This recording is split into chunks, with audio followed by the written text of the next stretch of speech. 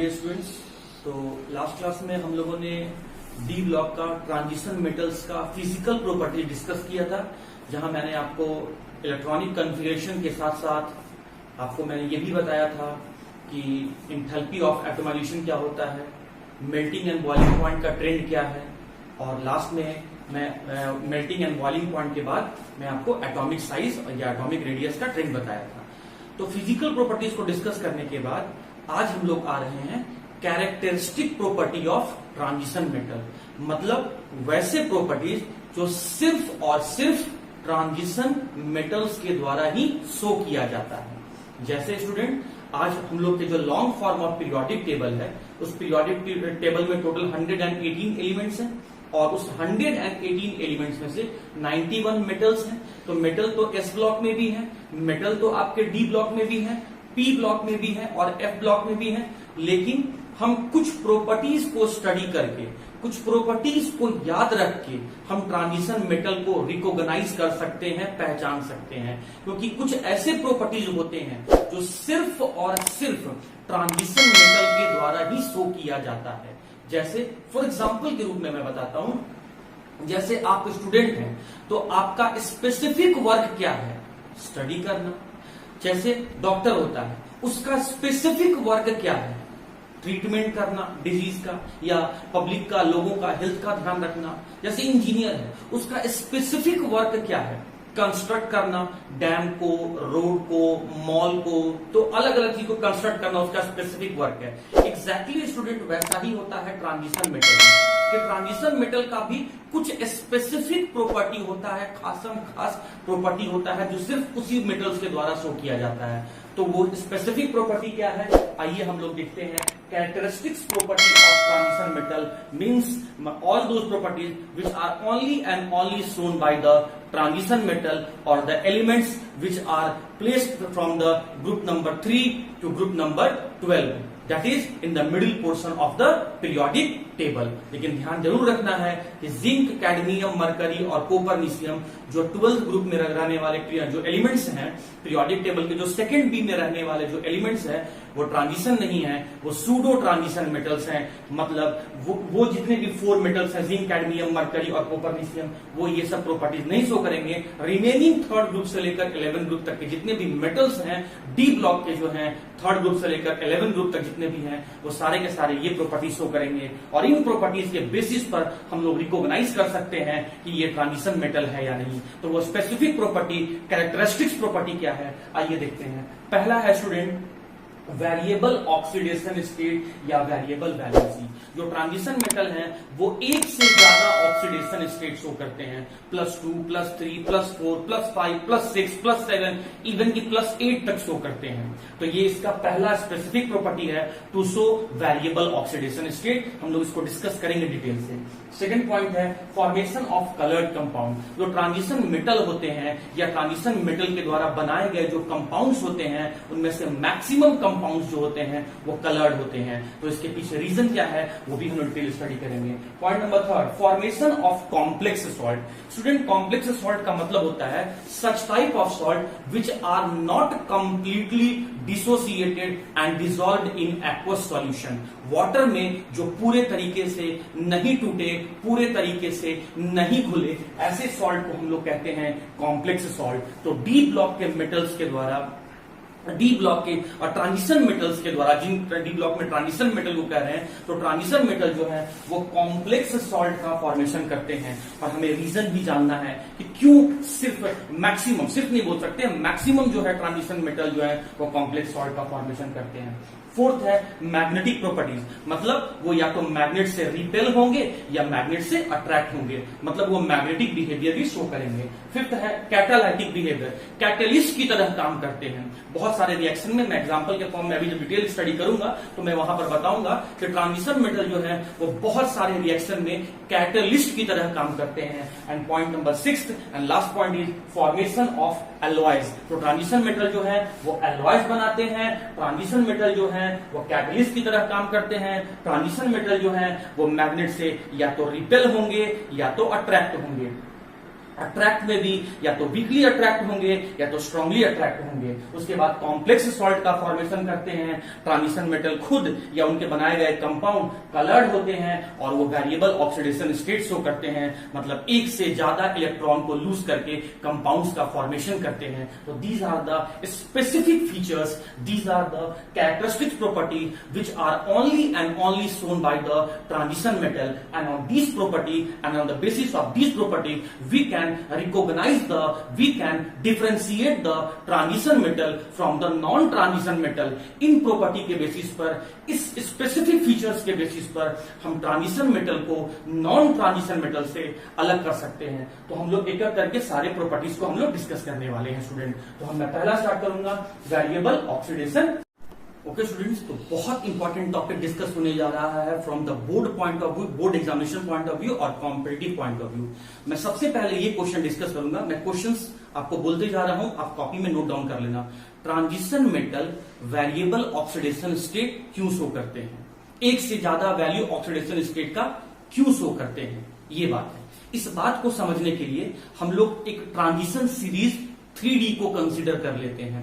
4D वैसा ही trend student 4D और 5D में होता है। मैं 4D और 5D इसलिए डिस्कस नहीं कर रहा हूं क्योंकि वो आपके सिलेबस में नहीं है, इसलिए मैं सिर्फ और सिर्फ 3D पे फोकस कर रहा हूं, 3D सीरीज पे फोकस कर रहा हूं, 4th पीरियड में रहने वाले ट्रांजिशन मेटल को फोकस कर रहा हूं। और याद रहे, ब्लंडर मिस्टेक नहीं करना है। अगर हम लोग ट्रांजिशन मेटल के बारे में बात कर रहे हैं स्टूडेंट, तो 12th group, 2nd B group, zinc, cadmium, mercury और copernicium, these are not the transition metal. आप इनको नहीं लेना है, आप इनके ट्रेंड को आपको नहीं याद करना है। अभी मैं तुरंत प्रूफ कर दूंगा कि इनको सूडो ट्रांजिशन क्यों कहते हैं या इन्हें ट्रांजिशन में कंसीडर क्यों नहीं किया जाता है। खैर अभी मैं वहां तक नहीं जाऊंगा। मैं पहला क्वेश्चन ये डिस्कस करने जा रहा हूं कि अगर हम एस ब्लॉक का अल्कली मेटल लेंगे, फर्स्ट ग्रुप का लेंगे, तो वो सिर्फ एक ही इलेक्ट्रॉन को लूज करता है, एक ही ऑक्सीडेशन स्टेट का वैल्यू शो करता है और वो +1। उसके बाद अगर हम सेकेंड ग्रुप में आते हैं स्टूडेंट, अल्कलाइन अर्थ मेटल पे आते हैं, तो वो भी सिर्फ 2 इलेक्ट्रॉन को लूज करता है और एक ही वैल्यू ऑक्सीडेशन स्टेट का शो करता है +2।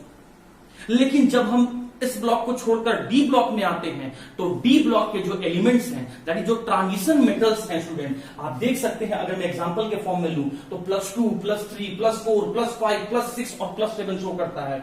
एक और को ले लीजिए ना, +2, +3, +4, +5, +6 को शो करता है। तो इतना लार्ज वैल्यू ऑफ इलेक्ट्रॉन को क्यों लूज कर रहा है? इतना ज्यादा संख्या में इलेक्ट्रॉन को क्यों लूज कर रहा है? Why does it shows the variable oxidation state? Now examiner wants to know from you. ये आपके बोर्ड पॉइंट ऑफ व्यू का क्वेश्चन, ये जो जैक बोर्ड का बहुत इंपॉर्टेंट क्वेश्चन है कि why do transition metal shows या exhibit the variable oxidation state. तो इस बात को समझने के लिए हम लोग यहां पर 3D सीरीज कंसीडर कर रहे हैं, जो स्कैंडियम से लेकर जिंक तक है, एटॉमिक नंबर 21 से लेकर 30 तक है। और उसके बगल में मैंने इसका इलेक्ट्रॉनिक कॉन्फ़िगरेशन लिखा हुआ है। स्टूडेंट, ये जो आप जान रहे हैं, बहुत अच्छे ढंग से आप जानते हैं कि 3D और 4s में जो बिगर वैल्यू है, हाइयर वैल्यू सेल का है, वो 4s है। इसीलिए 4th shell is the outer most shell and valence shell. इसीलिए आउटर मोस्ट सेल को मैं n से इंडिकेट कर रहा हूं। n indicates the outer shell, valence shell. और n-1 ये जितना भी 3D है, इसके लिए मैं n-1, अगर n का वैल्यू 4 है तो n-1 का वैल्यू क्या होगा? 3 होगा। तो n is the outer shell, n-1 is the inner shell. अब समझते हैं स्टूडेंट, देखो क्या होता है। पहला क्वेश्चन का आंसर कि transition metal variable oxidation state क्यों शो करते हैं, उसका आंसर है transition metal variable oxidation state इसलिए शो करते हैं क्योंकि n और n-1 आउटर सेल और इनर सेल दोनों जगह के इलेक्ट्रॉन बॉन्डिंग में पार्टिसिपेट करते हैं। इसीलिए ट्रांजिशन मेटल जो है वो वेरिएबल ऑक्सीडेशन स्टेट शो करते हैं। मैं फिर से बोल रहा हूं, आउटर सेल और इनर सेल, n सेल और n-1th shell, nth shell, nth shell और n-1th सेल, दोनों सेल के इलेक्ट्रॉन बॉन्डिंग में पार्टिसिपेट करते हैं। और यही वजह है कि ट्रांजिशन मेटल जो है वो ऑक्सीडेशन स्टेट का वेरिएबल वैल्यू शो करता है। नाउ क्वेश्चन नंबर 2, इसी आंसर से फिर क्वेश्चन अराइज हो गया कि आखिर nth और n-1th आउटर और इनर सेल दोनों जगह के इलेक्ट्रॉन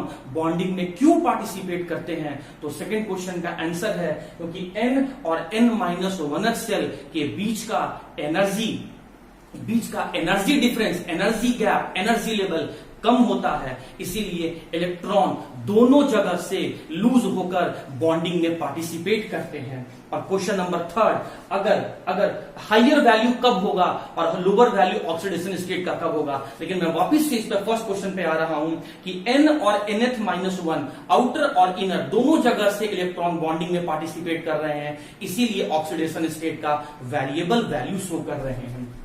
देखिए, इसके स्कैंडियम के nth सेल में 4s में 2 इलेक्ट्रॉन है, तो अगर 4s से इलेक्ट्रॉन लूज करेगा तो ये +2 वैल्यू शो करेगा, और 4s और 3d दोनों से लूज करेगा तो 2 और 1 +3 वैल्यू शो करेगा। क्वेश्चन यहां स्कैंडियम टाइटेनियम में आते हैं स्टूडेंट, अगर सिर्फ 4s से लूज करेगा तो +2 वैल्यू शो करेगा, लेकिन 4s के अलावा अगर 3d से लूज करेगा तो देखिए स्टूडेंट, इसके 3d में 2 इलेक्ट्रॉन्स हैं और 4s में 2 इलेक्ट्रॉन है। मैं सिर्फ एक d सब सेल बनाया हूं स्कैंडियम के सामने, और टाइटेनियम के स्कैंडियम के सामने ही 4s बनाया हूं। तो आप इसी एक एग्जांपल से बाकी समझ लेंगे, मैं सारे डायग्राम्स को नहीं बनाया हूं, सारे सबसेल को नहीं इंडिकेट किया हूं, तो मैं इसमें फिल करके आपको दिखाता चलूंगा। तो टाइटेनियम में डी में आपका 2 इलेक्ट्रॉन है और 4s में 2 इलेक्ट्रॉन है। अगर 4s से ये दोनों इलेक्ट्रॉन लूज करेगा तो ये +2 शो करेगा, और 4s के अलावा अगर 3d से भी लूज करेगा तो यहां से स्टूडेंट 2 और ये 1, तो ये +3 शो किया। और अगर हर पूरा का पूरा लूज कर देगा तो 2, 1, 3 और 1, 4, तो ये +4 वैल्यू भी शो करेगा। एग्जैक्टली वैनेडियम में है, तो वैनेडियम में देखिए 3d में 3 इलेक्ट्रॉन्स हैं और 4s में 2 इलेक्ट्रॉन्स हैं। अगर 4s से 2 इलेक्ट्रॉन लूज करेगा तो ये +2 शो करेगा, और 4s के अलावा 3d से भी लूज करेगा तो 2 और 1, 3 +3, 2, 1, 3 और 1, 4 +4 भी शो कर सकता है, और पूरा लूज कर देगा तो 2, 1, 3, 1, 4 और 1, 5। तो स्टूडेंट यहां पर रीजन ये गया कि 4s और 3d दोनों जगह के इलेक्ट्रॉन बॉन्डिंग में पार्टिसिपेट कर रहे हैं, इसीलिए वेरिएबल ऑक्सीडेशन स्टेट शो कर रहा है। और दोनों जगह के इलेक्ट्रॉन क्यों पार्टिसिपेट कर रहे हैं, क्योंकि 4s और 3d में energy level, energy difference, energy gap बहुत कम होता है। तो चलिए स्टूडेंट मैं क्रोमियम में आता हूं, 3d5 4s1, तो 3d5 मैंने यहां फिल किया और 4s1 मैंने यहां फिल किया। अगर 4s से लूज करेगा तो +1, 4s के अलावा और 3d से भी लूज करना शुरू कर दिया तो 1 और 1, 2, ये 2 हो गया आपका, 1, 1, 2 और 1, 3 +3 भी शो कर रहा है, 1, 2, 3, 4 +4 भी शो कर रहा है, 1, 2, 3, 4, 5 यहां तक में +5 भी शो कर रहा है, 1, 2, 3, 4, 5, 6 +6 भी शो कर रहा है। एक्जैक्टली स्टूडेंट मैंगनीज में आ जाओ, 3d5 4s2, तो 3d में तो 5 इलेक्ट्रॉन है स्टूडेंट और 4s में 2 इलेक्ट्रॉन। अगर 4s से इलेक्ट्रॉन को लूज करेगा, अगर 4s से दोनों इलेक्ट्रॉन को लूज किया तो ये क्या शो करेगा, +2 इलेक्ट्रॉन शो करेगा, +2 वैल्यू शो करेगा ऑक्सीडेशन स्टेट का। और 4s के अलावा अगर 3d से भी इलेक्ट्रॉन को लूज करने लगा तो 2 और 1, 3 +3 शो कर रहा है, 2, 1, 3 और 1, 4 +4 भी शो कर रहा है, 2, 1, 3, 1, 4 और 1, 5 +5 भी शो कर रहा है, 2, 1, 3, 1, 4, 1, 5 और 1 +6 भी शो कर रहा है, 2, 3, 4, 5, 6, 7 +7 भी वैल्यू शो कर रहा है। उसके बाद स्टूडेंट आ जाओ आयरन में, आयरन में कितना है 3d6 और 4s2, मतलब b सब सेल में 6 इलेक्ट्रॉन है, 1, 2, 3, 4, 5 और फिर पेयरिंग शुरू हो गया 6, और 4s में कितने इलेक्ट्रॉन है 2। अगर सिर्फ 4s से लूज करेगा तो ये देखिए आप यहाँ पे +2 वैल्यू शो करेगा। अगर आपका यहाँ 4s के अलावा 3d से भी इलेक्ट्रॉन को लूज करने लगेगा तो 2 और 1, 3 +3 शो कर रहा है, 2, 1, 3 और 1, 4 +4 शो कर रहा है, 2, 1, 3, 1, 4 और 1, 5 +5 भी शो कर रहा है, 2, 3, 4, 5 और 6 +6 वैल्यू शो कर रहा है। लेकिन यहां जो स्टूडेंट जो आप पहले ऑर्बिटल में डी सबसेल के जो फर्स्ट ऑर्बिटल में देख रहे हैं, यहां इलेक्ट्रॉन पेयर्ड है, 3d6 था तो यहां इलेक्ट्रॉन पेयर्ड है, और जब इलेक्ट्रॉन पेयर्ड हो जाता है तो फिर वो स्टेबल हो जाने के कारण से अब इलेक्ट्रॉन को पेयर्ड ऑर्बिटल्स में से इलेक्ट्रॉन को रिमूव करने में ज्यादा एनर्जी का रिक्वायरमेंट होता है, इसीलिए वहां से इलेक्ट्रॉन लूज नहीं होता है। तो आयरन इसीलिए पेयर्ड ऑर्बिटल से इलेक्ट्रॉन को लूज नहीं करेगा, बाकी जहां अनपेयर्ड है वहां से इलेक्ट्रॉन को लूज करेगा। फिर बात आया कि 4s में भी तो पेयर्ड है सर, वहां से कैसे लूज करने लगा, 4s का एनर्जी लेवल कम होता है। अरे आप ऐसे भी समझिए ना कि जो फोर्थ सेल है वो न्यूक्लियस से दूर है, तो न्यूक्लियस का उस फोर्थ सेल वाले इलेक्ट्रॉन पर अट्रैक्शन तो कम होगा, तो इसीलिए 4s में एनर्जी का रिक्वायरमेंट कम होता है, इसलिए इलेक्ट्रॉन को वहां से इजिली रिमूव किया जा सकता है। लेकिन 3d ऑर्बिटल्स 3D ऑर्बिटल जैसे जैसे पेयर्ड हो जाएंगे तो वहां से फिर उनका रिमूवल नहीं होगा। तो फिर देख सकते हैं कोबाल्ट में +2 +3 +4 वैल्यू शो कर रहा है, निकल में +2 +3 और +4 वैल्यू शो कर रहा है, कॉपर में +1 और +2 वैल्यू शो कर रहा है और जिंक में सिर्फ और सिर्फ +2 शो कर रहा है। तो मैंने यहां से स्टूडेंट आपको दो पॉइंट डिस्कस किया कि NH सेल और N-1H सेल दोनों सेल के इलेक्ट्रॉन बॉन्डिंग में पार्टिसिपेट करते हैं, इसीलिए ये वेरिएबल ऑक्सीडेशन स्टेट शो करते हैं। और क्वेश्चन नंबर 2 है कि दोनों जगह के इलेक्ट्रॉन बॉन्डिंग में क्यों पार्टिसिपेट करते हैं, क्योंकि NH सेल और N-1H सेल आउटर सेल और इनर सेल के बीच का एनर्जी डिफरेंस बहुत कम होता है, इसीलिए दोनों जगह के इलेक्ट्रॉन इजिली लूज होकर बॉन्डिंग में पार्टिसिपेट होते हैं और इसलिए variable value of oxidation state show करते हैं। ओके स्टूडेंट्स, तो अभी मैं 2 क्वेश्चन डिस्कस कर लिया, अब मैं थर्ड क्वेश्चन पे आ रहा हूं। आप जरा गौर करेंगे, जब NH से इलेक्ट्रॉन लूज करेगा, आउटर सेल से इलेक्ट्रॉन को लूज करेगा तो लोअर वैल्यू शो करेगा, लेकिन जब N और NH-1 दोनों सेल से इलेक्ट्रॉन को लूज करेगा तो हायर वैल्यू शो करेगा। जैसे स्कैंडियम में देखो, जब 4s से इलेक्ट्रॉन लूज किया तो +2 और जब 4s और 3d दोनों जगह से इलेक्ट्रॉन लूज किया तो +3।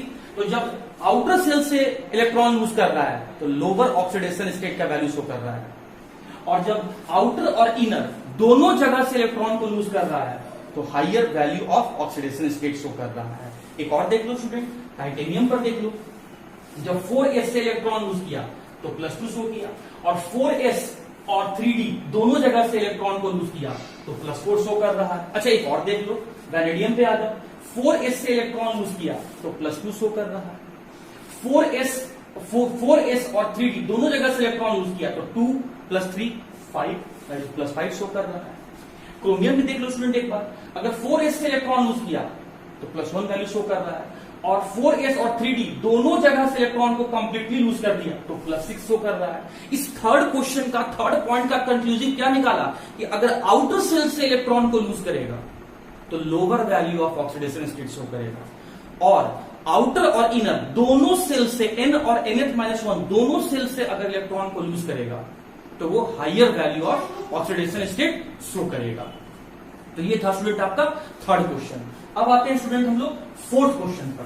देखिए, स्कैंडियम का मोस्ट स्टेबल ऑक्सीडेशन स्टेट +3 होता है, टाइटेनियम का मोस्ट स्टेबल ऑक्सीडेशन स्टेट +4 होता है, वैनेडियम का मोस्ट स्टेबल ऑक्सीडेशन स्टेट +5 होता है, क्रोमियम का मोस्ट स्टेबल ऑक्सीडेशन स्टेट +3 और +6 होता है, मैंगनीज का मोस्ट स्टेबल ऑक्सीडेशन स्टेट +2 और +7 होता है, आयरन का मोस्ट स्टेबल ऑक्सीडेशन स्टेट +2 और +3 होता है, कोबाल्ट का student most stable oxidation state +2 होता है और साथ ही साथ +3 भी होता है, निकेल का मोस्ट स्टेबल ऑक्सीडेशन स्टेट +2 और +3 होता है, कॉपर का मोस्ट स्टेबल ऑक्सीडेशन स्टेट +2 होता है। स्टूडेंट आप जानते होंगे कॉपर को हम लोग Cu+ भी लिखते हैं एंड Cu2+ भी लिखते हैं, Cu+ को Q+ कहते हैं एंड Cu2+ को Q+ कहते हैं, लेकिन Cu2+ Q+ वाला मोर स्टेबल होता है as compare to the Cu+ monovalent से ज्यादा स्टेबल होता है डाईवैलेंट। अभी क्यों होता है हम बात करेंगे, अभी तो आप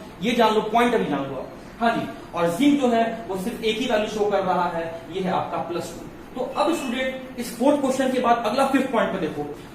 देखिए, जब हम अगर जिंक को देख रहे हैं तो जिंक सिर्फ एक ही वैल्यू ऑक्सीडेशन स्टेट का शो कर रहा है, और बाकी जितने भी मेटल्स इनके ऊपर है 21 से 29 तक, ये एक से ज्यादा वैल्यू ऑक्सीडेशन स्टेट का शो कर रहा है। तो क्या zinc variable oxidation state show किया? क्या +2 से ज्यादा कोई वैल्यू शो किया? नहीं। इसका मतलब ये ट्रांजिशन मेटल के प्रॉपर्टी के साथ मैच नहीं कर रहा है, रिजेंबलेंस नहीं शो कर रहा है, सिमिलरिटी नहीं शो कर रहा है, and this is the reason that zinc is not considered as the transition metal and so they are regarded as the pseudo transition metal।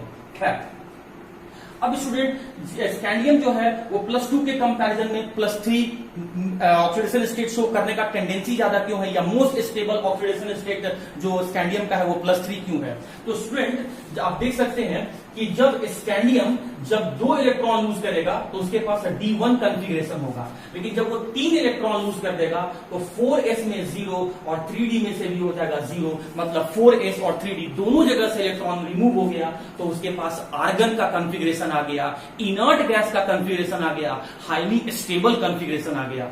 तो स्कैंडियम +3 में इनर्ट गैस आर्गन के कॉन्फ़िगरेशन को achieve कर लेता है, हाईली स्टेबल कॉन्फ़िगरेशन को achieve कर लेता है, और यही वजह है कि स्कैंडियम का +3 ऑक्सीडेशन स्टेट मोस्ट कॉमन होता है। और यहां से एक कंक्लूसिव पॉइंट ये भी याद रख लो कि 3rd बी में स्कैंडियम, इट्रियम, लैंथेनम और जो आपका एक्टिनम है, ये जो 3rd बी में या 3rd ग्रुप में रहने वाले जो ये 4 मेटल्स हैं वो सिर्फ +3 ऑक्सीडेशन स्टेट शो करते हैं। स्कैंडियम रेयरली, एक ही तो कंपाउंड है, स्कैंडियम रेयरली +2 शो करता है, लेकिन most commonly scandium +3 value show करता है, रेयरली शो करता है, इसलिए मैं इसे यहां से मिटा दे रहा हूं। अब देखो स्टूडेंट, पहले तो ये पूछा कि विच 3d series does not show variable oxidation state, तो जिंक के आंसर, क्योंकि स्कैंडियम तो +2 +3 भी शो करता है, लेकिन अब हम जिंक को यहां से हटा दिए। अब अगला क्वेश्चन क्या है, विच ट्रांजिशन मेटल, ये एनसीईआरटी का क्वेश्चन है, विच transition metal does not shows the variable value of oxidation state, तो उसका आंसर जाएगा स्टूडेंट स्कैंडियम। स्कैंडियम सिर्फ +3 शो कर रहा है, और ध्यान रखना +3 क्यों शो कर रहा है, due to stable inert gas argon configuration. और स्कैंडियम ही नहीं, उसके उस ग्रुप में रखे हुए जितने भी उसके नीचे रखे हुए आपके मेटल्स हैं, इट्रियम, लैंथेनम, एक्टिनम, अरे एटॉमिक नंबर 39, 57 और आपका 89, तो ये जितने भी आपका सर मेटल्स हैं वो सब का सब 3rd +3 ऑक्सीडेशन स्टेट शो करते हैं। तो स्टूडेंट अब हम लोग फिर अगले क्वेश्चन की तरफ मूव, स्टूडेंट्स अब अगले क्वेश्चन की तरफ मूव करते हैं। हर एक क्वेश्चन को कॉपी में नोट डाउन कर लेना। देखो ऐसा सोच के बिल्कुल मत पढ़ो कि ये मेरे एग्जाम में नहीं आता है, 12th एग्जाम में नहीं आता है, तो क्या नीड है पढ़ने का। स्टूडेंट आप मेरे पास एवरेज स्टूडेंट बनने के लिए नहीं आए हैं, या एवरेज मार्क्स लेके आप कभी लाइफ में सक्सेस नहीं कर पाओगे। आज का जो प्रैक्टिकल इन्वायरमेंट हो गया है वो डिमांड करता है एक्सेलेंट स्टूडेंट को, जीनियस स्टूडेंट। उसके लिए स्पाइडरमैन होने का जरूरत नहीं है यार, उसके लिए हार्डवर्क करने का जरूरत है। और हार्डवर्क करने के लिए आपको वीडियो लेक्चर में मेरी बताए गए बातों को बड़े ध्यान से सुनना पड़ेगा। खैर मैं क्वेश्चंस पे आता हूं स्टूडेंट। हाँ जी, अब जब आप ये सारा ऑक्सीडेशन स्टेट को चेक कर रहे हैं तो आप पहले एक ऐसा वैल्यू चेक कीजिए जो सभी मेटल्स में है। स्कैंडियम में देखो +2, टाइटेनियम में +2, वैनेडियम में +2, क्रोमियम में देखो +2, मैंगनीज में देखो +2, आयरन में देखो +2, कोबाल्ट में देखो +2, निकेल में देखो +2, कॉपर में देखो +2 और जिंक में देखो +2। अब यहां से important point, what is the most common oxidation state of 3d series member. 3d series member का मोस्ट कॉमन ऑक्सीडेशन स्टेट क्या है स्टूडेंट, +2, क्योंकि ये वैल्यू जो है वो सभी के द्वारा शो किया जाता है, all exhibit this value, and so the most common oxidation state of 3d series member is +2। अगला क्वेश्चन कि आप देख सकते हैं which metal among 3d series shows the highest value of oxidation state। इनमें से एक ऐसा मेटल ढूंढ के निकालो, बताओ जो ऑक्सीडेशन स्टेट का हाईएस्ट वैल्यू शो कर रहा है। तो हाईएस्ट वैल्यू क्या है स्टूडेंट, +7, और वो किसका है, मैंगनीज का। अरे वो किसका है, मैंगनीज का। तो highest oxidation state shown by 3d series member is +7 and this is of manganese having the atomic number 25।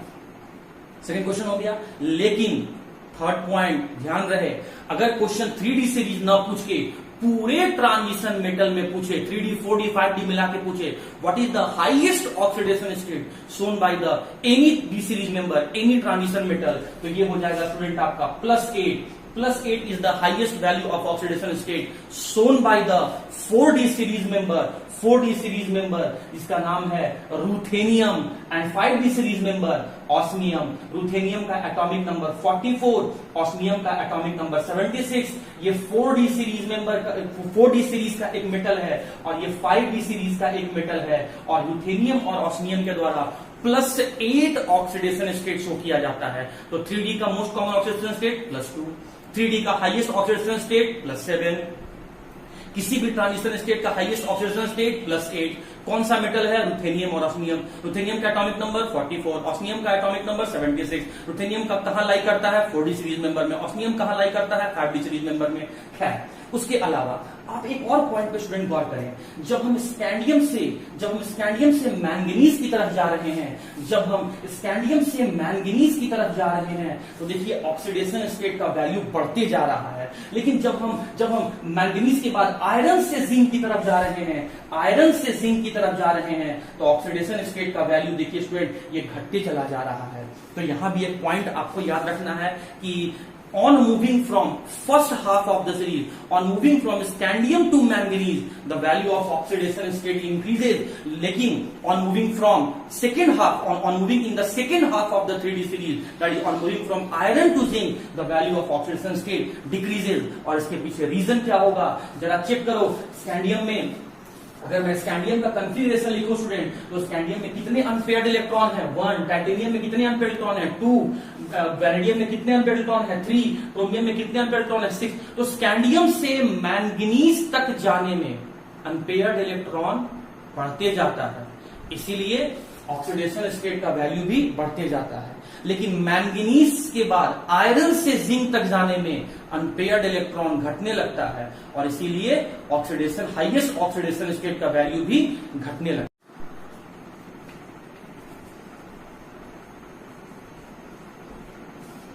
Okay students, अगला क्वेश्चंस बहुत हैं। आप कितना डेफिनेट पढ़ने के लिए इंटरेस्टेड हो ये आप पे डिपेंड करता है स्टूडेंट। कितना सीखने के लिए आप एग्रेसिव हो उसको आप पे डिपेंड करता है। कितना क्यूरियस हो ये आप पे डिपेंड करता है। अगला पॉइंट, जिस मेटल का ट्रांजिशन मेटल का D0 या D5 या D10 कॉन्फ़िगरेशन अगर आ जाए तो वो ज्यादा स्टेबल होता है। क्यों? जब D0 कॉन्फ़िगरेशन होगा तो वो इनर्ट गैस का कॉन्फ़िगरेशन को अचीव कर लेगा। अब देखो ना यार, स्कैंडियम में आर्गन 3d1 4s2 है, 4s से भी इलेक्ट्रॉन लूज कर दिया, 3d से भी इलेक्ट्रॉन लूज कर दिया, तो अब इलेक्ट्रॉन कहां बचा? सिर्फ और सिर्फ आर्गन। तो इनर्ट गैस का कॉन्फ़िगरेशन अचीव कर लिया ना। तो D0 में इनर्ट गैस का कॉन्फ़िगरेशन को अचीव कर लेता है, इसलिए D0 में ज्यादा स्टेबल होता है।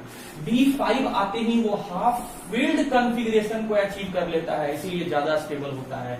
और D10 आते ही वो फुल फिल्ड कॉन्फ़िगरेशन को अचीव कर लेता है, इसीलिए वो ज्यादा स्टेबल होता है। तो the metals in the D0, D5 and D10 configuration are more stable as compared to the D1, D2, D3, D4, D6, D7, D8 and D9।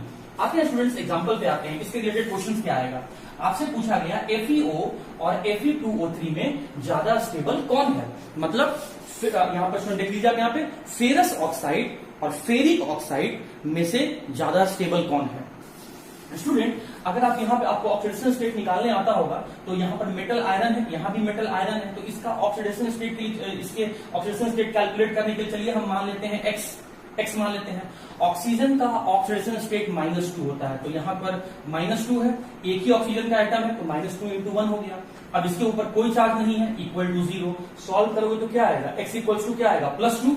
इसका मतलब यहाँ पर जो आयरन है वो +2 स्टेट में है। अब यहाँ पर आ जाओ, मेटल का ऑक्सीडेशन स्टेट निकालना है। x वैल्यू एज्यूम कर लो, मान लो x × 2 कितना हो गया स्टूडेंट? 2x हो गया। ऑक्सीजन का ऑक्सीडेशन स्टेट क्या होता है? -2। -2 × 3 क्या हो गया? -6 हो गया। इसके ऊपर कोई चार्ज नहीं है, न्यूट्रल है, तो इक्वल्स टू हो गया आपका 0।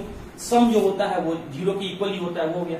ये सब आपको लॉग सेक्शन में पढ़ाया गया हो स्टूडेंट, तो ये सब आप देख लीजिए। मैं पीछे वाले चैप्टर में 11th में नहीं जा रहा हूं, आप इस बात को समझो यहाँ पर। तो अगर मैं सॉल्व करूंगा स्टूडेंट तो x का वैल्यू कितना आ जाएगा? +3 आ जाएगा। तो यहाँ पर आयरन का जो ऑक्सीडेशन स्टेट है वो +3 है। तो लोअर ऑक्सीडेशन स्टेट में आपको अस लगाना है, सफिक्स जो है वो अस लगाना है, और हाइयर ऑक्सीडेशन स्टेट में जो सफिक्स है वो आपको इक लगाना है। तो ये लोअर है तो फेरस, ये हाइयर है तो फेरिक। अब देखो आयरन का स्टूडेंट, अगर आयरन का आप देख रहे होंगे तो आयरन का न्यूट्रल स्टेट में ग्राउंड स्टेट में जो इलेक्ट्रॉनिक कॉन्फ़िगरेशन होता है वो है 3d6 4s2। अगर मैं Fe+2 लिखा हूं तो मतलब 2 इलेक्ट्रॉन को लूज करवाना है, पहले वहां से लूज करवाना है जो आउटर सेल होगा। तो यहाँ 4s से मैंने लूज करवाया तो इसका कॉन्फ़िगरेशन हो गया D6। और अगर मैं +3 है तो इसका मतलब 3 इलेक्ट्रॉन को लूज करवाना है, तो पहले मैं 4s से लूज करवाया तो 2 इलेक्ट्रॉन लूज करवाया, तो ये हो गया 0। 3 इलेक्ट्रॉन लूज करवाना है तो 1 इलेक्ट्रॉन हमको डी से लूज करवाना हो जाएगा, और ये हो गया आपका 5, मतलब ये हो गया आपका D5। अब आप देख के खुद ही बता सकते हो कि ये जो D6 है ये पार्शियली फिल्ड कॉन्फ़िगरेशन है, और D5 जो है वो हाफ फिल्ड कॉन्फ़िगरेशन है।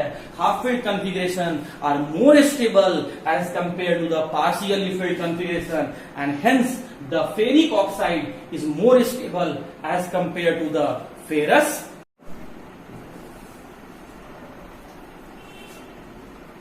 ओके स्टूडेंट्स, इसी पर मैं एक और क्वेश्चन आपसे डिस्कस कर देता हूं कि Mn2O3 और Mn2O7 में ज्यादा स्टेबल कौन है।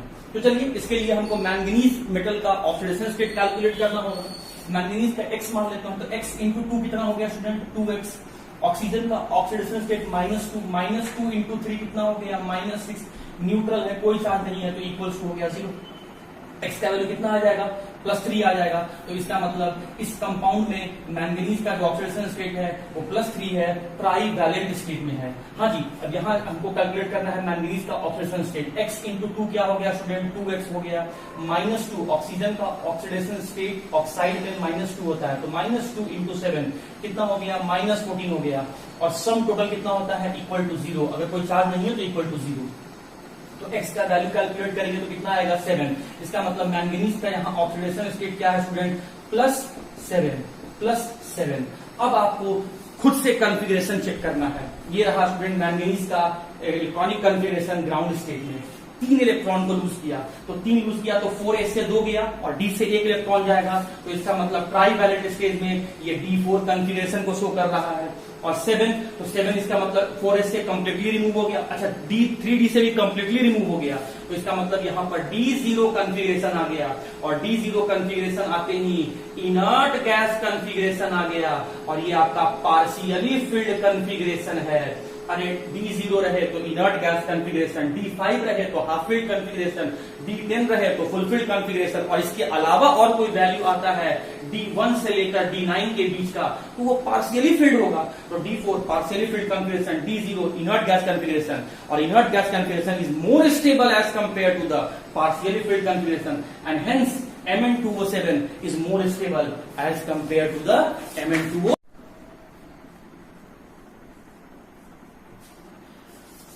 ओके स्टूडेंट्स, तो फर्स्ट प्रॉपर्टी को डिस्कस कर लेने के बाद now we are switching on to the second property which is known as the coloured compounds.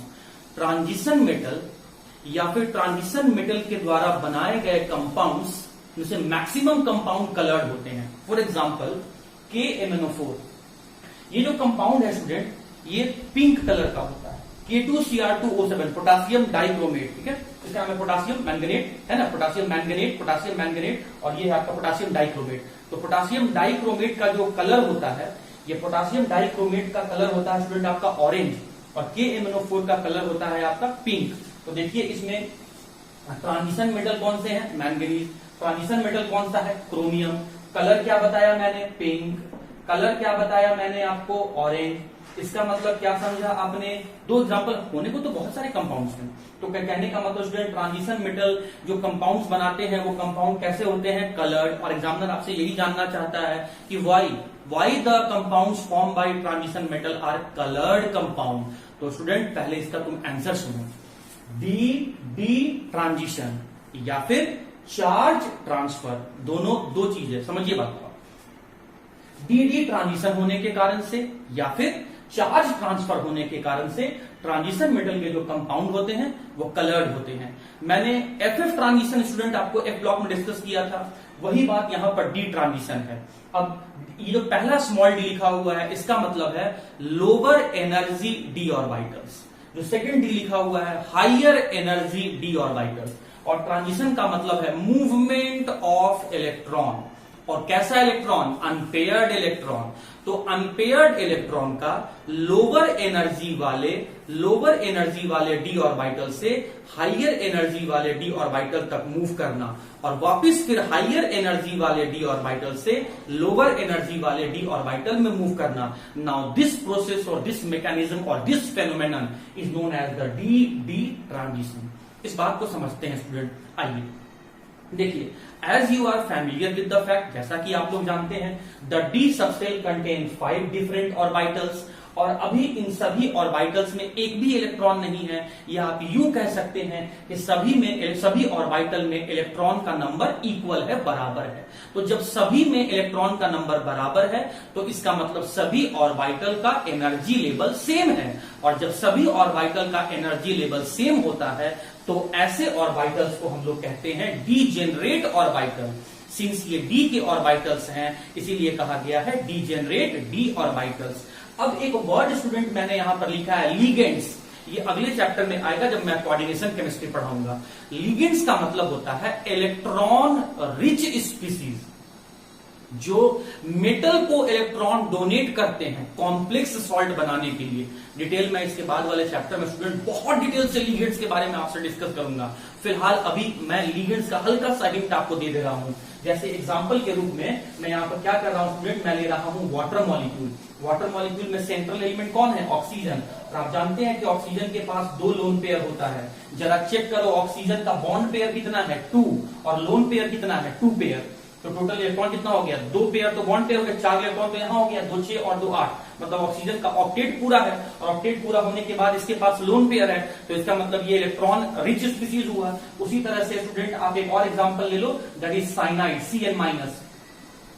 तो Cn- का स्ट्रक्चर भी मैंने बना दिया, Cn- का स्टूडेंट स्ट्रक्चर भी मैंने बना दिया। आप जानते हैं नाइट्रोजन के पास एक लोन पेयर होता है, जरा चेक करो तो नाइट्रोजन का बॉन्ड पेयर कितना है? 1 2 3, 3 बॉन्ड मतलब 6 इलेक्ट्रॉन, और एक लोन पेयर 2 इलेक्ट्रॉन। नाइट्रोजन का ऑक्टेट पूरा है। कार्बन में आ जाओ, 3 बॉन्ड पेयर दिख रहा है मतलब 6 इलेक्ट्रॉन दिख रहा है, और एक नेगेटिव मतलब 2 इलेक्ट्रॉन, ऑक्टेट पूरा है। तो कार्बन का ऑक्टेट पूरा है और साथ ही साथ एक नेगेटिव चार्ज है। नाइट्रोजन का भी ऑक्टेट पूरा है और एक लोन पेयर है। तो हम लोग कह सकते हैं कि ऑक्टेट पूरा होने के बाद ये इलेक्ट्रॉन रखे हुए हैं, इसका मतलब इलेक्ट्रॉन रिच स्पीसीज हैं। तो वैसे इलेक्ट्रॉन रिच स्पीसीज जो सेंट्रल मेटल एटम को इलेक्ट्रॉन डोनेट करते हैं और उनके साथ कंबाइन होके कॉम्प्लेक्स सॉल्ट का फॉर्मेशन करते हैं, वैसे स्पीसीज को हम लोग लिगेंड्स कहते हैं। तो स्टूडेंट आप देख सकते हैं कि लिगेंड्स के पास भी इलेक्ट्रॉन पेयर होता है, लोन पेयर है, बॉन्ड पेयर प्रेजेंट है, इलेक्ट्रॉन का पेयर प्रेजेंट है। तो उम्मीद करते हैं लिगेंड समझ गए होंगे। अब समझना बात को, देखो लिगेंड्स भी इलेक्ट्रॉन रिच होता है और मेटल के डी ऑर्बिटल्स में भी इलेक्ट्रॉन प्रेजेंट होते हैं। और आप ये बात बहुत अच्छे ढंग से जानते हैं स्टूडेंट कि सेम चार्ज के बीच में रिपल्सन क्रिएट हो जाता है। तो जो मेटल के डी ऑर्बिटल्स में इलेक्ट्रॉन है और लिगेंड्स के पास इलेक्ट्रॉन है, जब ये एक दूसरे के क्लोज आना शुरू करते हैं कॉम्प्लेक्स सॉल्ट बनाने के लिए, तो इनके इलेक्ट्रॉन के बीच में रिपल्सन हो जाता है, और इस रिपल्सन के कारण से ये डी ऑर्बिटल का स्प्लिटिंग हो जाता है, टूट जाता है on the basis of energy level. ये जो पहला 3 ऑर्बिटल हैं DXY, DYZ और DXZ, इनका एनर्जी लेवल कम होता है, इसीलिए ये सेंटर्स एनर्जी लेवल कम होने के कारण से ये सेंट्रल पॉइंट जिसको बैरी सेंटर कहते हैं उसके नीचे चला जाता है। DX2, Y2 और DZ2 का एनर्जी लेवल ज्यादा होता है और इसीलिए बैरी सेंटर से ये ऊपर चले जाते हैं। स्प्लिट होने के बाद due to repulsion between the electron pair of the ligands and the electron present in the d orbitals of the central metal atom like this। जिस डी ऑर्बिटल का एनर्जी लेवल कम है वो नीचे की तरफ आ गया, और जिस डी ऑर्बिटल का एनर्जी लेवल आपका ज्यादा है वो ऊपर की तरफ चला गया। DX2, Y2 और DZ2 का एनर्जी लेवल ज्यादा है, ऊपर चला गया। और दोनों को एक साथ स्टूडेंट, दोनों ऑर्बिटल को एक साथ हम लोग EG कहते हैं, EG कहते हैं, EG कहते हैं, EG कहते हैं, सिंबल EG से दिखाते हैं। और इसका नाम है degenerate Gerard, degenerate Gerard, double degenerate Gerard, degenerate Gerard. क्या होता है स्टूडेंट, ये हम लोग बाद में हाई क्लास में पढ़ेंगे, या कोऑर्डिनेशन केमिस्ट्री में टाइम मिलेगा तो मैं पढ़ाऊंगा। अभी आप ध्यान रख लेना, इन दोनों को एक साथ EG कहते हैं, EG। DXY, DYZ और DXZ को तीनों को एक साथ हम लोग T2G कहते हैं, T2G। अगर आपको नीचे नहीं दिख रहा है तो मैं स्टूडेंट यहाँ आपके जिस बगल में लिख देता हूं, यहाँ पर T2G कहते हैं। यहाँ पर स्मॉल टी का मतलब है ट्रिपल, 3 है ना, तो ट्रिपल। अभी तीनों का एनर्जी बराबर है तो डीजेनरेट, और ऑर्बिटल्स को जिराड, GERAD, तो तीनों को triple degenerate Gerard, EG double degenerate Gerard. T2G का एनर्जी लेवल कम है इसीलिए तीनों ऑर्बिटल को नीचे बनाया गया है। Eg का एनर्जी लेवल ज्यादा है, इसीलिए इसको ऊपर बनाया गया है। और अब आप देख सकते हैं कि लिगेंड और मेटल के बीच में रिपल्सन के कारण से d ऑर्बिटल्स एनर्जी लेवल के बेसिस पर स्प्लिट होकर अलग हो गए हैं। T2g is known as the d orbitals with the lower energy, while Eg is known as the d orbitals with। अब स्टूडेंट्स मैंने क्या बोला, dd ट्रांजिशन होगा। देखो अगर अनपेयर्ड इलेक्ट्रॉन है भाई, अगर पेयर्ड इलेक्ट्रॉन रहेगा ना तो उस कंडीशन में स्टेबल होने के कारण से इलेक्ट्रॉन का मूवमेंट नहीं होगा। अनपेयर्ड इलेक्ट्रॉन, तो अनपेयर्ड इलेक्ट्रॉन प्रेजेंट है तो इलेक्ट्रॉन पहले किसमें होगा, जिसका एनर्जी लेवल कम होगा। तो एनर्जी लेवल कम वाला कहां बनाया गया है, नीचे बनाया गया है। तो चलो हम मान लेते हैं कि एक अनपेयर्ड इलेक्ट्रॉन लोअर एनर्जी वाले d ऑर्बिटल में प्रेजेंट है। अब होता क्या है स्टूडेंट कि सन से विजिबल लाइट आ रहा है, and that visible light is the mixture of 7 colour which is collectively known as the VIBGYOR. जहां रेड का वेवलेंथ ज्यादा है वहीं वायलेट का एनर्जी ज्यादा है। सही है। अब इस 7 कलर में से कोई एक कलर को अनपेयर्ड इलेक्ट्रॉन एब्जॉर्ब कर लेता है। तो जैसे ही किसी एक कलर को एब्जॉर्ब किया, इलेक्ट्रॉन का एनर्जी लेवल बढ़ गया, और एनर्जी लेवल बढ़ गया तो वो क्या किया, देखिए ये मैं फोटोन लिखा हूं, hν, photon packet of light energy is known as the photon indicated by the symbol hν। तो ये अनपेयर्ड इलेक्ट्रॉन इस फोटोन को विजिबल लाइट में से किसी एक कलर ऑफ लाइट को एब्जॉर्ब कर लिया, और एब्जॉर्ब करके एनर्जी बढ़ जाने के कारण से लोअर एनर्जी वाले d ऑर्बिटल से मूव करता हुआ हायर एनर्जी वाले d ऑर्बिटल तक स्विच कर गया, मूव कर गया। वहां पर 0.08 सेकेंड तक रहा, लेकिन आपको पता होना चाहिए एनर्जी बढ़ने के कारण से स्टेबिलिटी घट जाता है। तो वो पहले अनपेयर्ड होने के कारण से अनस्टेबल तो था ही, लेकिन अब एनर्जी बढ़ जाने के कारण से और अनस्टेबल हो गया। तो अपने अनस्टेबिलिटी को हटाने के लिए, स्टेबिलिटी को गेन करने के लिए अब वो एनर्जी को एब्जॉर्ब करके ऊपर से नीचे तक गया था, T2g से Eg की तरफ गया था, लेकिन वहां पर उसको और अनस्टेबिलिटी फील होने लगा। तो फिर अपने अनस्टेबिलिटी को हटाने के लिए वो Eg से T2g की तरफ मूव करने लगा, हायर d ऑर्बिटल से लोअर d ऑर्बिटल की तरफ मूव करने लगा। तो जब मूव करेगा लोअर d ऑर्बिटल की तरफ तो उसको अपना एनर्जी को कम करना होगा, इसीलिए वो एनर्जी को लूज करना शुरू कर दिया student in the form of colour. And this movement of electron from T2g to Eg and then again from Eg to T2g is known as the dd transition. नीचे से ऊपर गया था एनर्जी को एब्जॉर्ब करके, जब उसके अंदर अनस्टेबिलिटी बहुत ज्यादा बढ़ जाता है तो वो वापस लौटना शुरू करता है, लेकिन लौटने के लिए उसको एनर्जी कम करना होगा, इसीलिए अपने अंदर बचे हुए एनर्जी को रिमूव करना शुरू कर देता है इन the form of colour, in the form of light, and this is the reason, and this phenomenon is known as the dd transition, and because of the dd transition the transition metal और there compounds are coloured. लेकिन student ध्यान रहे, dd transition को तो मैंने समझा दिया, लेकिन dd ट्रांजिशन सिर्फ अनपेयर्ड इलेक्ट्रॉन ही करता है, और अनपेयर्ड इलेक्ट्रॉन के लिए आपको इलेक्ट्रॉनिक कॉन्फ़िगरेशन लिखना आना चाहिए। और इसी एक कंसेप्ट को समझाने के लिए मैं स्टार्टिंग में आपको इलेक्ट्रॉनिक कॉन्फ़िगरेशन समझाया था। और जब आप इलेक्ट्रॉनिक कॉन्फ़िगरेशन लिखोगे, अगर वो आयनिक स्टेट में दिया हुआ है तो इसका मतलब है कि आपको उतना इलेक्ट्रॉन को लूज करवाना है, और अगर अनपेयर्ड इलेक्ट्रॉन है तो आप कहना कि yes it will show the dd transition, and if no unpaired electron is there then it will not show the process of dd transition. और dd ट्रांजिशन होगा तो कलर्ड होगा, और dd ट्रांजिशन नहीं होगा तो कलर्ड नहीं होगा। और dd ट्रांजिशन क्या होता है ये मैं आपको, एक बात और जो मैं यहां पर आपको समझाना चाहता हूं, समझिए बात को। मैंने क्या बोला, अनपेयर्ड इलेक्ट्रॉन होगा तभी dd ट्रांजिशन होगा, और dd ट्रांजिशन होने की वजह से कलर्ड होता है। एक बात और याद रखना स्टूडेंट, मैंने अभी अभी क्या बोला था कि भाई विजिबल कलर, विजिबल लाइट को एब्जॉर्ब करता है, विबग्योर स्पेक्ट्रम, जो स्पेक्ट्रम 7 कलर का होता है, विबग्योर में से किसी एक कलर ऑफ लाइट को एब्जॉर्ब करता है। अब आप इसको कहते हैं स्टूडेंट, ये हायर क्लास में पढ़ोगे, इसको कहते हैं मुनसेन व्हील चार्ट। मुनसेन व्हील चार्ट देखिए, ये वॉयलेट, ये I and B, Indigo and blue को इंडिकेट कर रहा है स्टूडेंट, ये ग्रीन को इंडिकेट कर रहा है, ये येलो को इंडिकेट कर रहा है, ये ऑरेंज को इंडिकेट कर रहा है, और ये रेड को इंडिकेट कर रहा है। देखो वॉयलेट का कॉम्प्लीमेंट्री कलर क्या है, येलो। इंडिगो एंड ब्लू का कॉम्प्लीमेंट्री कलर क्या है, ऑरेंज। रेड का कॉम्प्लीमेंट्री कलर क्या है, ग्रीन। अब सुनो मेरी बात को, एब्जॉर्ब जिस कलर को करेगा उसका कॉम्प्लीमेंट्री कलर को इमिट करेगा। तो एग्जाम में अगर क्वेश्चन पूछेगा, हालांकि जैकबोर्ड नहीं पूछता, कॉम्पिटिटिव एग्जाम में पूछेगा कि वायलेट कलर ऑफ लाइट को एब्जॉर्ब किया, तो बताइए कौन से कलर ऑफ लाइट को इमिट करेगा, येलो। फिर क्वेश्चन पूछेगा कि ग्रीन कलर की लाइट को एब्जॉर्ब किया, तो बताएं कि कौन सा कलर ऑफ लाइट को इमिट करेगा, रेड। फिर पूछेगा कि ब्लू कलर ऑफ लाइट को वो एब्जॉर्ब किया, तो किस कलर के लाइट को इमिट करेगा, ऑरेंज।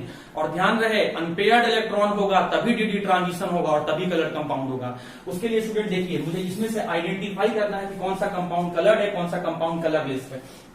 तो पहले मुझे इसका इलेक्ट्रॉनिक कन्फिगरेशन लिखना होगा ग्राउंड स्टेट में। तो स्कैंडियम का इलेक्ट्रॉनिक कन्फिगरेशन अगर मैं लिखूंगा स्टूडेंट तो क्या हो जाएगा, आर्गन 3d1 और 4s1 है ना, 18 4s2 18 2 20 और 21, लेकिन क्या कहता है 3+ में लिखना है। तो 2 इलेक्ट्रॉन मैंने 4s से रिमूव किया और 1 इलेक्ट्रॉन मैंने d से रिमूव किया। ये क्या, एक भी अनपेयर्ड इलेक्ट्रॉन डी में नहीं है, और एक भी इलेक्ट्रॉन जब है ही नहीं तो मूवमेंट ट्रांजिशन कौन करेगा, कोई नहीं करेगा, तो इलेक्ट्रॉन ही नहीं है। इसका मतलब no D transition is taking place and hence we can say that scandium in the trivalent stage is will form the colourless compound. Again आ जाओ स्टूडेंट, टाइटेनियम टेट्रावैलेंट स्टेज में Ti4+ में अगर हम कन्फिगरेशन लिखेंगे तो क्या लिखेंगे, आर्गन 3d2 4s2, लेकिन हमको ग्राउंड स्टेट में नहीं लिखना है, आयनिक स्टेट में लिखना है। 4+, 4 इलेक्ट्रॉन को रिमूव करना होगा। तो पहले मैं 4s से रिमूव किया, फिर 3d से रिमूव किया, फिर क्या देख रहे हो, d सब सेल में एक भी इलेक्ट्रॉन नहीं है। तो जब इलेक्ट्रॉन ही नहीं है तो ट्रांजिशन कौन करेगा, कोई नहीं करेगा। और जब ट्रांजिशन ही नहीं होगा तो कलर का इमिशन नहीं होगा, और कलर का इमिशन नहीं होगा इसका मतलब वो कलरलेस कंपाउंड फॉर्म करेगा। तो इस तरीके से हम पहचान सकते हैं कि कलर्ड है, कलरलेस है। अगला एग्जांपल में आ जाओ, क्रोमियम इन डाइवैलेंट स्टेज।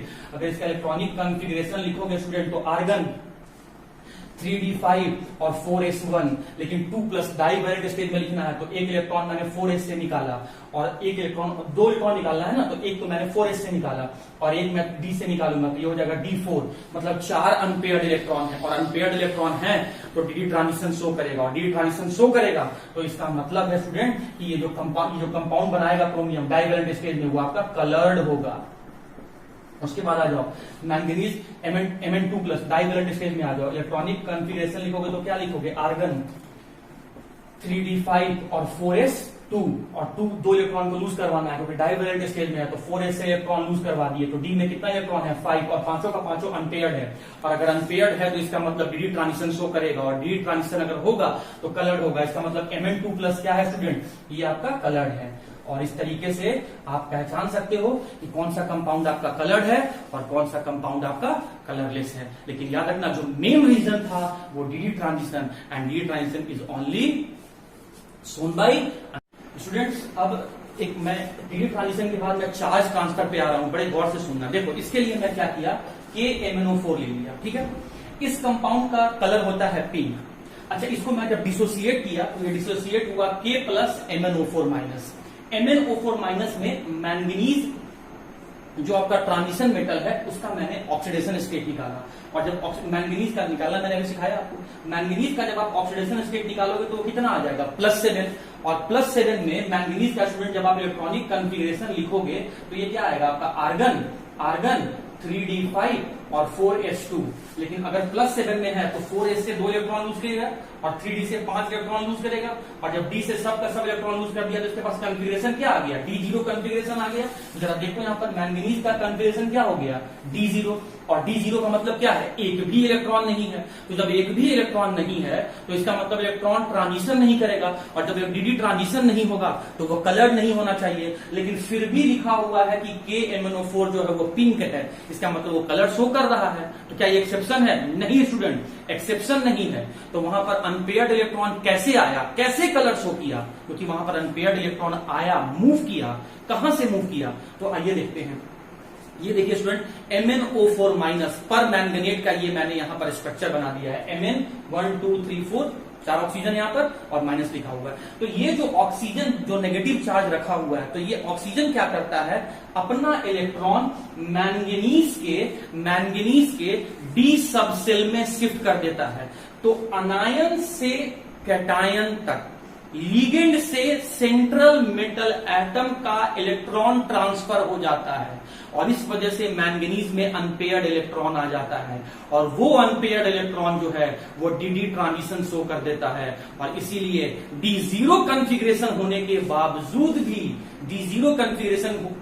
बावजूद भी KMnO4 पिंक कलर का होता है।